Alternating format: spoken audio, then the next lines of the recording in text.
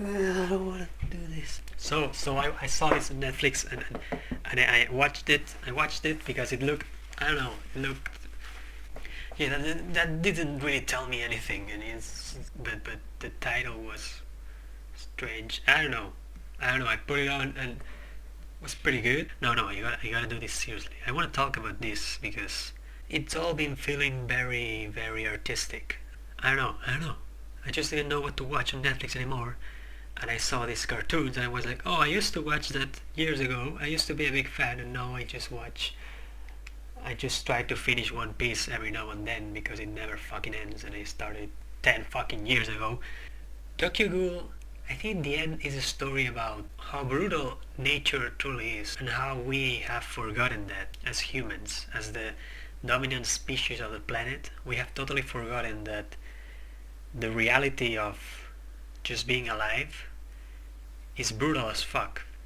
You know, you have people like, you have vegans and people like that who try to minimize pain everywhere they go, but I think what the point of this anime is that that's just how it is. There is no solution. It's just nature and life eats itself all the time.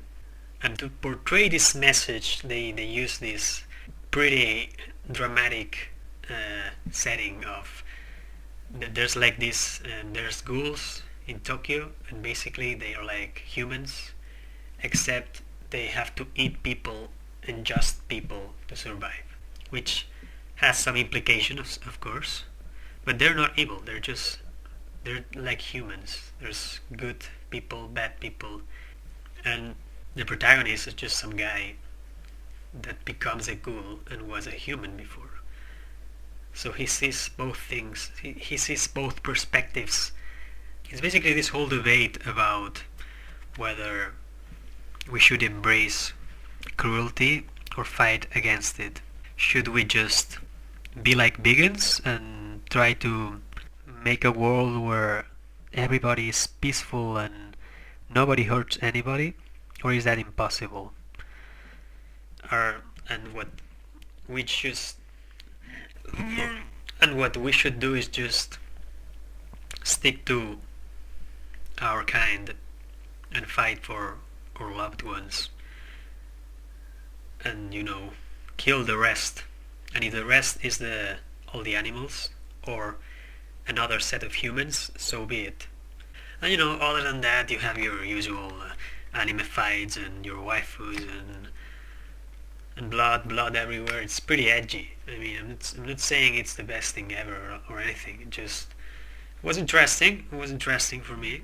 It was a good starting point. So after I watched this, I was like, let's watch something else. I had to work a lot. I had to program a lot. I had to code, and I couldn't just focus on anime. So I was like, I'm gonna watch Death Note again on the side, and while I was coding, and then I was watching Death Note, and at the same time, because I already know the plot, so the music's pretty good, and it's kind of it could be a radio show, really. You don't need to watch much of it. Doesn't have action scenes or anything. It's just people talking, and Death Note is very mainstream. Like, everybody has seen it. Everybody and their mother has seen it. It's pretty accessible. It's not too out there. The plot is not very insane, and the characters are not too kawaii desu you bullshit or anything like that. It also makes you feel smart. It always helps to make your audience feel smart, and it is a smart show. It's cool. So I'm not gonna talk much about Death Note. I just wanted to mention it because it's in the thumbnail. But it's cool. It's cool. Next I watch Rurouni Kenshin, and it was okay. I don't know. I think it was the kind of show that if you watched it when you were like a teenager, maybe you love it. But I mean, it's kind of mediocre. There's a lot of exaggerated swordmanship action that makes no sense, and there's these silly moments where Kenshin goes oyo oyo oyo. it's almost cringy, honestly.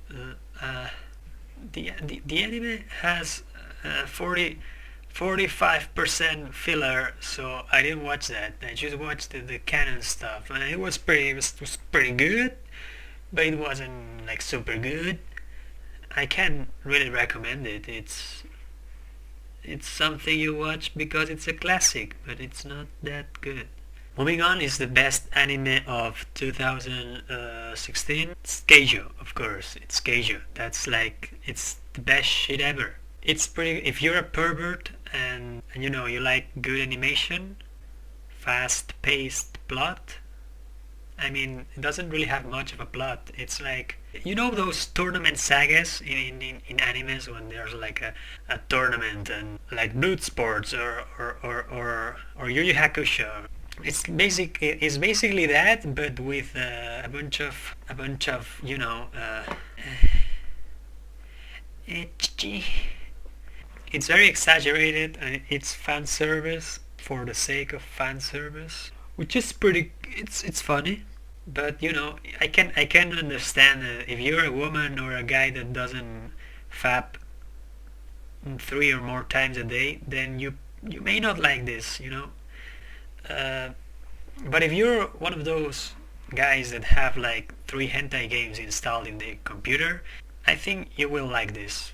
And there's a lot of reference to other animes. I mean, it's not a 10 out of 10, but it was very enjoyable for me. It was a beautiful experience. Yeah. Psychopaths, psychopaths, psychopaths. It's science fiction with. I think it's pretty realistic, in how the future could be. There's a lot of holograms, and you get dressed with them. And virtual reality is finally mainstream, and it's basically a story about profiling. It's about profiling. Yeah. It's not like Muslim profiling, but it's even deeper because it's futuristic. So they just get into your brain and they can see if you're gonna commit crimes and potentially if you're like 60% likely, you know what I mean, and then they put you in jail directly.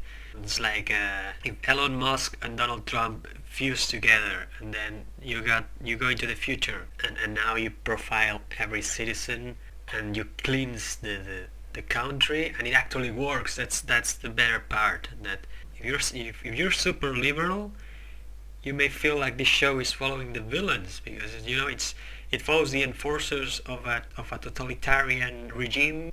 I think even at some point it says that Japan doesn't accept refugees because they would just go to jail directly because they are too dangerous. Okay, no game, no life. Well, I mean, it's my kind of fun, You got a hikikomori protagonist and his sister, and then there's a lot of fan service, but it kind of makes sense because he's a hikikomori, that virgin gets thrown into a world where everything is games and there's no violence. There's just games, and you win things with games, and that's all. So he basically starts building a harem with his gaming skills. It's pretty fun. It's not finished, that's the bad thing. It's basically the beginning of a light novel series, and it ends halfway through. So if you like it, you're gonna be like, where's my season 2, man? But, other than that, it's very good. I recommend it. I wasn't sure when I started watching. What is this pink shit? Where is everything pink? What is going on? What the fuck? But it's a quite entertaining and even smart show. It's very meta gaming. That's what it does. Like, this guy is so good a gamer that he wins not just by being good. He wins by exploiting the shit out of every game. Meta is very meta. Hey kids, you like Doremi? Do you like Sailor Moon? Here comes a new magical show about magical girls. So I saw this. I kept seeing this recommended on Netflix, and one day I was like, I'm gonna look it up. So I see that it has like 8 and 9s, and it's only 12 episodes, which doesn't really make much sense because I thought magical girl shows were like 200, 300 villain of the week kind of shit. So I start watching it, and at first I'm like, oh, well, this looks cool. I was suspicious, but it looked normal.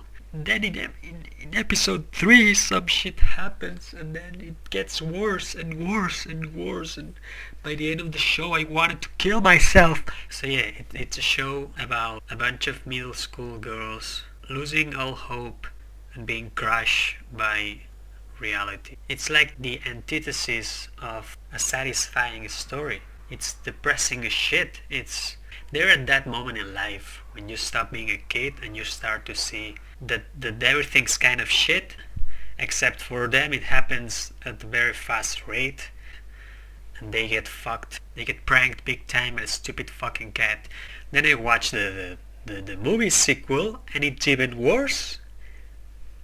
Fuck. When I'm saying worse, I'm just saying that the feelings it creates. This is an excellent show. This is one of the best I've watched. It's just the kind of emotions that you are most affected by. What will define how you feel about this?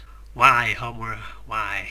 Mirai Nikki. This show is very popular, and I can see why. The theme, the plot of this, it appeals to the teenage edgelord demographic, which is basically the biggest demographic in Western anime. Then it's actually a romance with a bunch of action and blood and nonsense. It's not perfect, but right in the first episode, there's a god. There's a god in this anime, and the god is called Deus Ex Machina. I mean, how more obvious can you get? That's the author telling you in episode 1. This is not gonna make sense. This is not about cohesive narrative. So yeah, it's a beautiful romance. I gotta recognize, I even cried at the end. I know the best thing is they are not romanticized. Like, the guy is kind of a immature pussy, and the girl is insane, and she's not like super hot or anything. She's kind of super skinny because, well, she was in a cage for a while. It's like Battle Royale in a city meets Titanic with some future prediction stuff. Now I'm gonna talk about Lucky Star. I almost feel bad saying this, but this is like the Big Bang Theory of anime. I watched all the series while I was playing games, so I didn't even watch it full screen. It was good to chill and relax. Just cute anime girls. There's no drama or anything. There's no plot. There's nothing. Just, it's cute, but it's not. I just don't get it. In fact, in the first episode is the one I laughed the most. I started watching and I started talking about some bullshit, and I laughed because I thought not being funny was the joke. But then the whole show is like that. It's like a 24 episodes joke about jokes not being funny. The final segments were probably better than the rest, but that's it. I'm just gonna talk about the next show because I like, yeah, fuck it. Watashi wa motenai no wa do kagaete mo omae da ga warui. This show is the shit! I swear I think I've never laughed so hard at a comedy before in my life. Like, the first 8 episodes or so, I was laughing my ass off. I couldn't breathe. It's like, you know, the slice of life, high school bullshit, but it's real. I guess it's because I relate so much, but it's not even that I relate to the protagonist. It's that I was the protagonist. I was this girl, except I wasn't a girl, but I was just like her. And it's so amazing to see it for once in my life. It's the first time I see on a show an accurate representation of what I was like in high school. I mean, it's amazing because you've seen the whole nerds, and you know they're kind of I'm a nerd, and they have a lot of friends and that bullshit.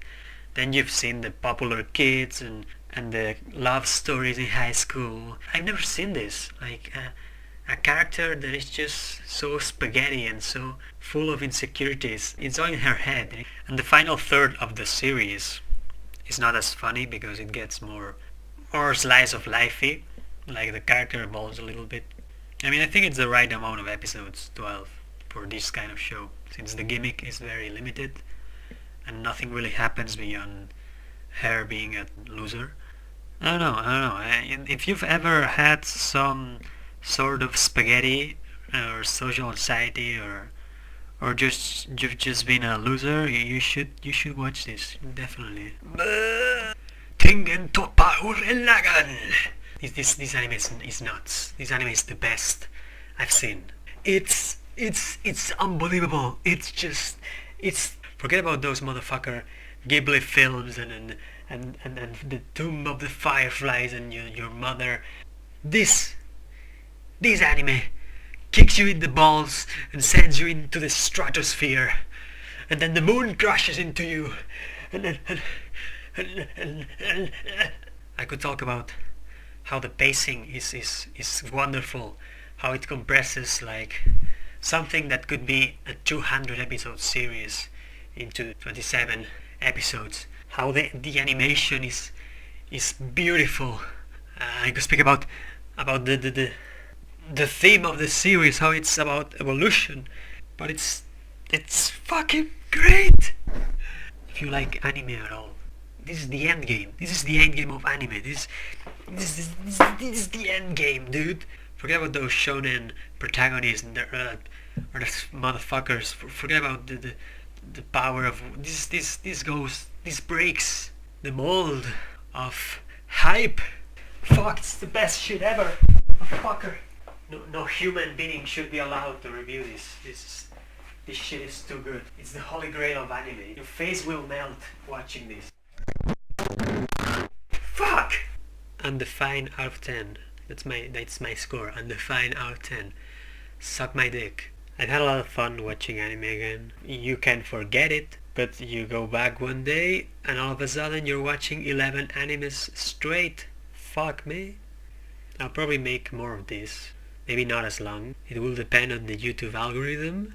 I will still make video games, but I don't think it's that different, you know? It's just me talking stupid shit over some stuff. Doesn't matter what stuff it is, really. Share on MySpace. Share this video on MySpace. I'm just talking to it so I can put this thumbnail that I work on at the end, because I worked on this thumbnail and I liked it, and you know, I think it's pretty good. I mean, it's just, yeah, you don't like it, fuck you.